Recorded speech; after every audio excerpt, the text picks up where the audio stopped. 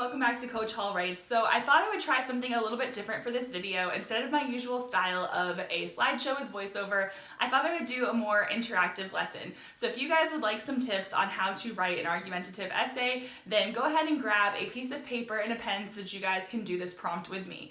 I created a prompt based off of a Frederick Douglass quote, and I'm going to show you guys how to not only choose your evidence, but also create a line of reasoning for an AP Lang Q3 essay. On the AP Lang exam, there are 3 free response questions that students are going to need to answer, and technically you can answer them in any order. However, the argumentative essay is always listed third. So for that essay, students are going to be given a quote like the one that you see here. This one's rather short. Sometimes the quotes are a little bit lengthier, but regardless, you're going to be given a quote. You're also going to be given a prompt that goes with the quote, and so it's important that you read both the quote and the prompt. However, you don't actually need to reference the quote or the person who said the quote in your essay. One thing to note is that starting in 2020, the College Board is going to be using stable wording. And so I underline the stable wording here. It says assert a position, and so students need to know what that means. If you are familiar with previous prompts, you might have seen these 3 words: challenge, qualify, and defend. So when you assert a position, you are either going to challenge it, qualify it, or defend it. And so even though those words are no longer on the exam, those are still options that you have. So let's talk about the first one, challenge. If you challenge something, you are going to disagree with it. So basically, you are going to say that the quote is wrong. Now, if you qualify it, that means that you're setting parameters. It doesn't mean that you're arguing both sides evenly, because that's equivocation, which is not effective. But instead, qualify means that you're saying, in these cases it's true, and in these cases it's false, or in these circumstances it's true, in these circumstances it's false. So you're basically saying that it's not always true, but it's not never true. You're looking at particular circumstances. This can be particularly helpful, and sometimes students do this through a concession and refutation. So it's important to know that qualifying is an approach where you're not actually looking at both sides evenly, but rather that you're setting parameters for your argument. And the last option, defend, means that you are agreeing with the quote, so you are defending the quote. So when it's asking you to assert a position, you need to figure out where you stand on that particular issue. Sometimes students are able to look at the quote and figure out their exact position right away. Other times, students need to brainstorm their ideas first and then figure out what their position is.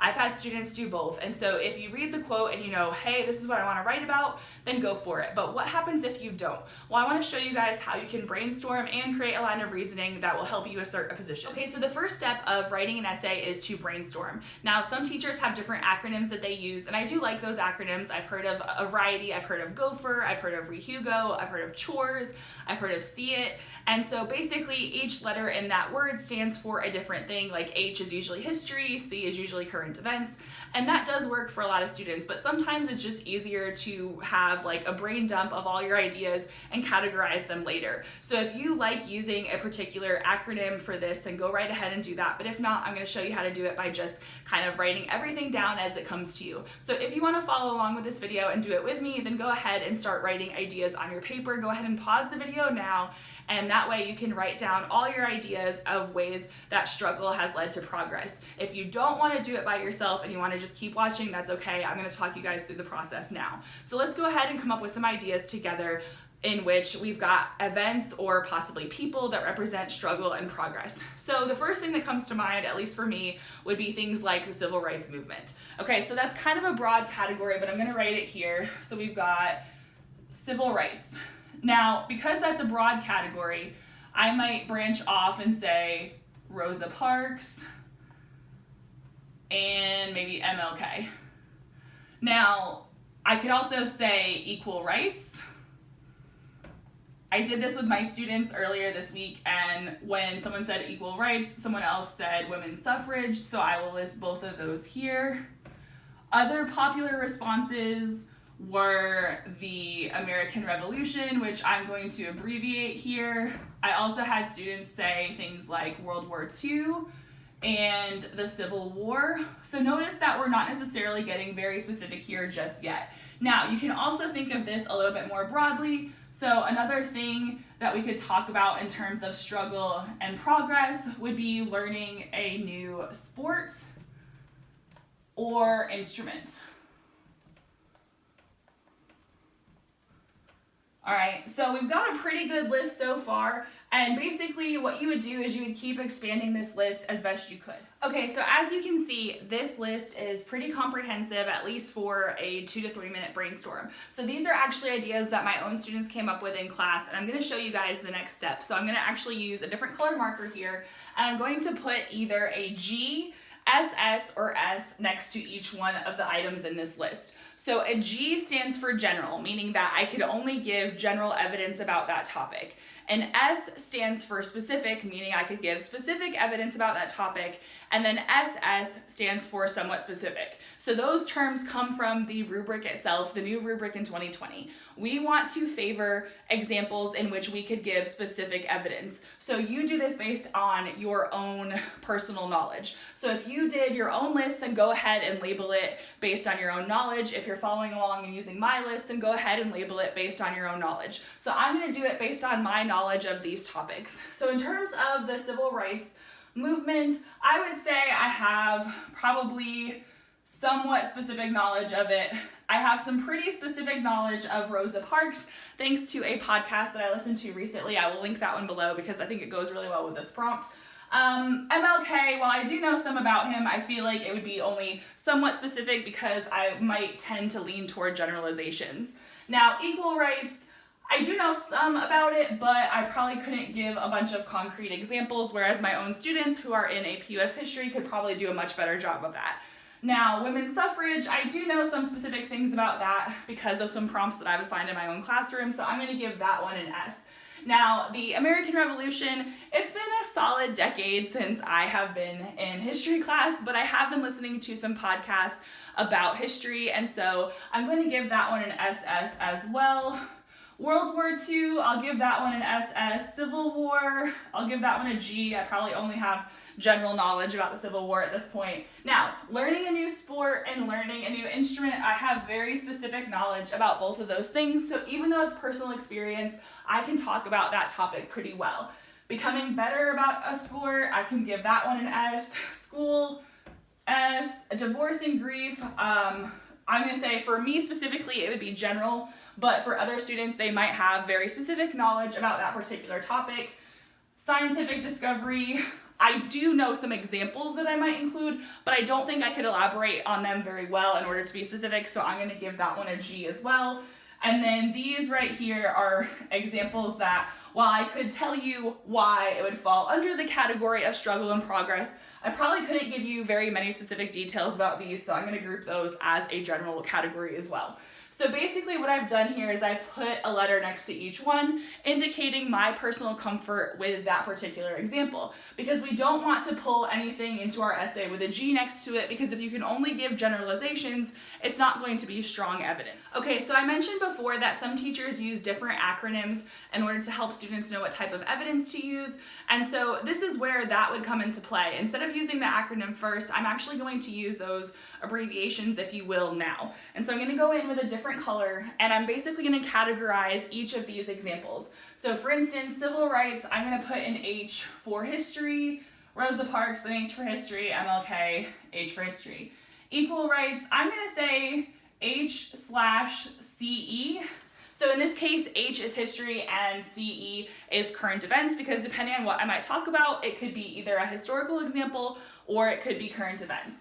Women's suffrage, we're going to say history, history here, here, and here. Now, for this one, I'm going to put a PE, and even though it's talking about sports, I'm not saying physical education here, I'm actually saying personal experience, because the evidence that I would draw from would be personal experience, and I'll put a PE here as well, and with school. Okay, now for this one, I guess it would be personal experience, but I'm not going to write about this because I already gave it a G for general. However, it's still useful to, I guess, finish what you start. So here, I might just do an S for science.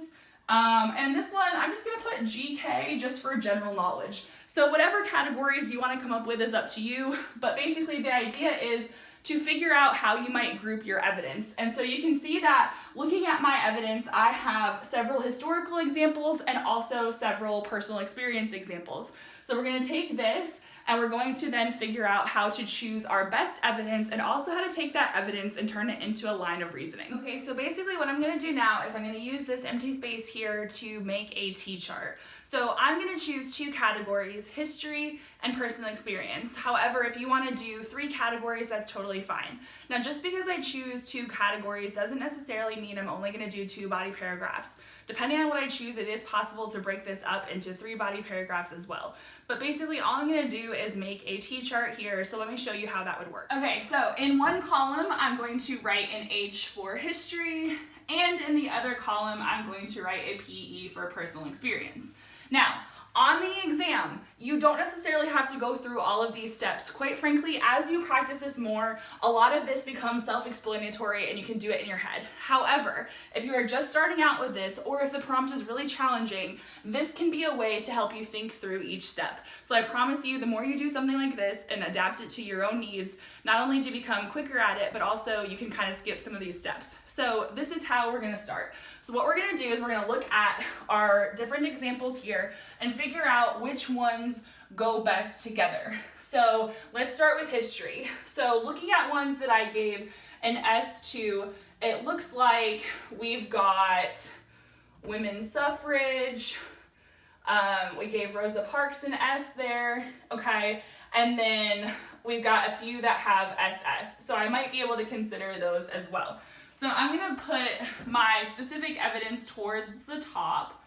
So we've got women's suffrage, we've got Rosa Parks,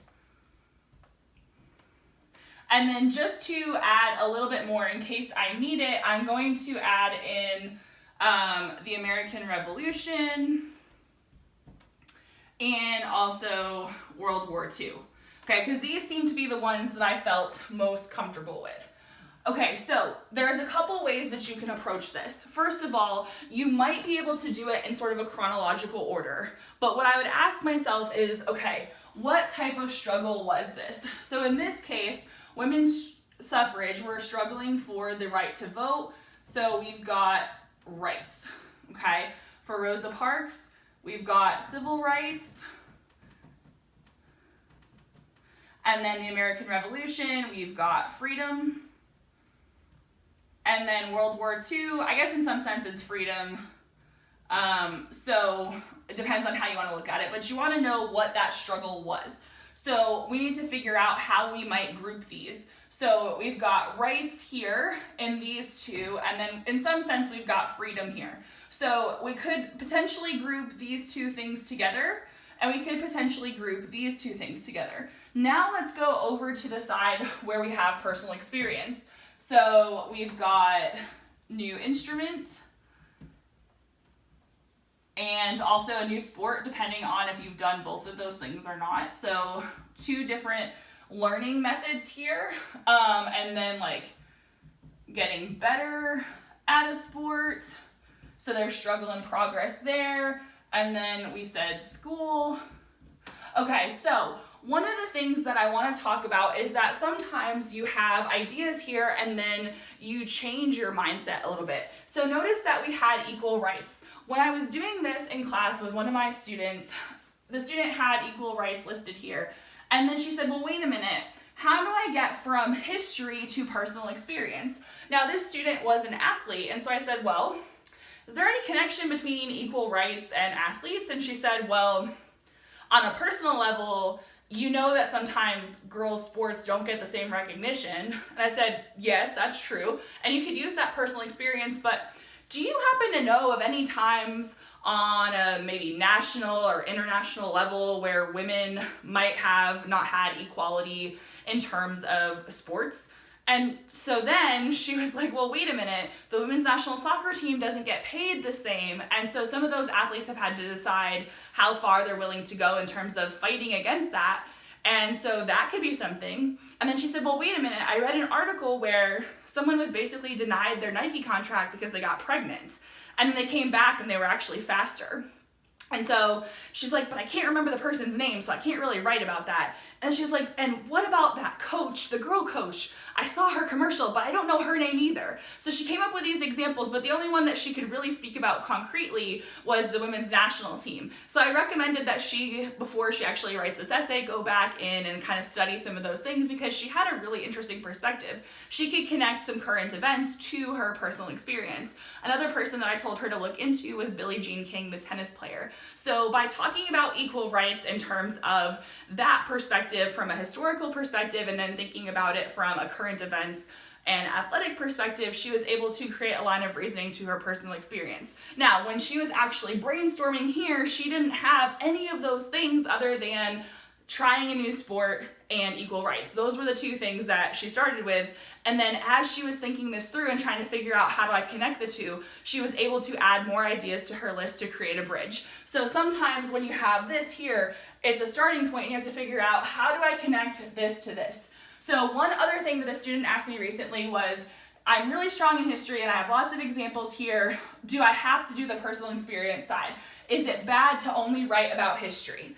And the answer is no, it's not. So if you're pacing yourself and you only have time to cover the historical examples and you write 2 paragraphs about historical examples and it makes sense, then that's okay. You want to make sure though that if you do bring up personal experience, that there's some kind of logical transition. So something to the effect of, perhaps, while this has happened in a large scale throughout history, it can also happen in a smaller scale in one's daily life. Some sort of way to acknowledge that we're going from history to personal experience. Now, another student said, well, wait a minute, Coach Hall, I have lots of examples of personal struggle that I can be very specific about, but only some of the examples of history are actually ones that I could write about to the level that it would merit a 3 out of 4 on the rubric. And so what do I do then? Well, I want my students to try to incorporate more than just personal experience.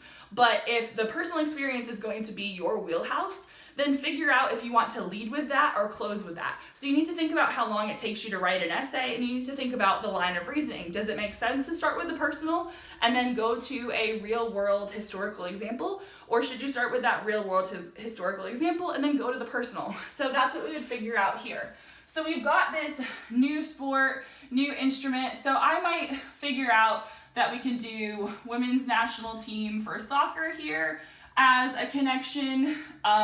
So maybe it wouldn't be women's suffrage, but it could be equal rights. So I might draw a little line here. And then I might put, let's see, Billie Jean King. Okay, and so then that would actually be some specific evidence there, and then I don't need this, I don't need this, and I don't need this.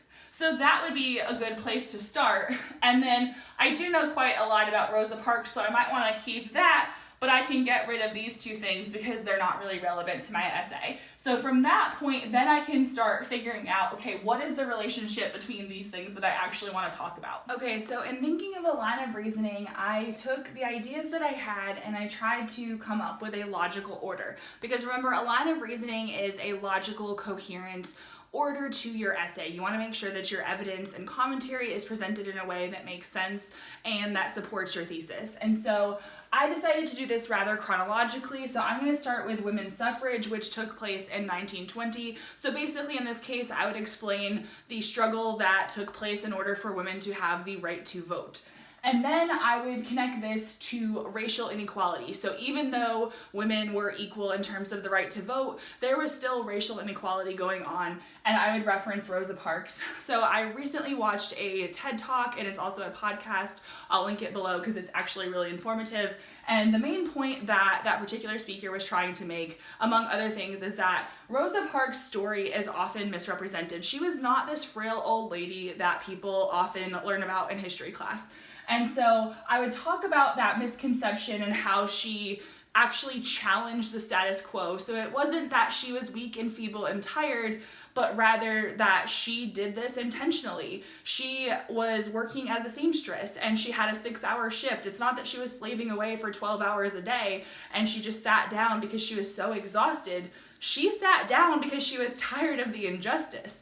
And so I would talk about that struggle and inequality there, building off of that women's suffrage idea. So first we have something that took place in the 1920s, and like the years leading up to that, obviously. And then the civil rights movement. Rosa Parks, I believe, was arrested in 1955, and the civil rights movement took place in the years after that as well. So we could look at that time period and talk about the different struggles there. And then I would bring it into a more current emphasis and also a more sports-based emphasis. And so I would talk about the gender inequality in sport. So even though women gained the right to vote in 1920, women were not paid equally in sports, and so Billie Jean King fought against that, at least in the realm of tennis. So basically what happened was she decided that she wasn't going to play until the tournaments decided to pay men and women equally, and there was an event called the Battle of the Sexes where she actually went up against a male tennis player and beat him. And so she and I believe 8 other women who decided to walk out were able to create change, but Billie Jean King was the leader of this change, and so she created change in the world of tennis and went through that struggle of having to deal with gender inequality in terms of pay. However, tennis is one of the only sports that pays men and women athletes the same, and so we could then transition to talking about the U.S. women's national soccer team, who is currently in the process of trying to seek equal pay, even though the men have had fewer World Cup wins and titles and Olympic wins and titles, the women get paid less. And so you could talk about that. So we could talk about sports in general. So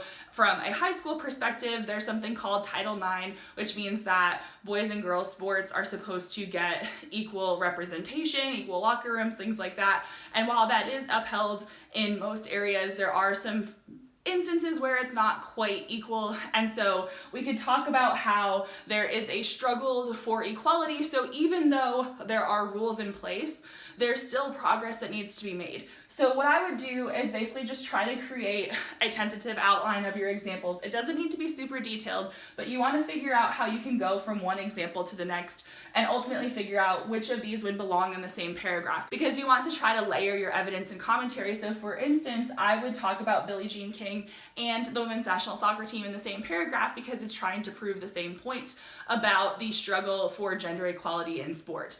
Now, the next step would be to try to create a tentative thesis, and so I wrote one over here just based on the observations I had. So if you are following along with this video, now would be a really good time to pause and try to catch up. So I want you to look at your examples and figure out a line of reasoning, and then I want you to look at those examples and figure out what stance you could make on the issue of struggle and progress. So I want you to try to assert a position on struggle and progress that would make sense, that you could support with the examples that you've chosen. Okay, so let me show you guys what I did. So hopefully if you're working alongside this video, you have created your own observations. But what I did is I put a little sentence here that says, while American society has made great progress in terms of racial and gender equality, that progress has come at the expense of immense continued struggle. However, the end result was worth the hardship.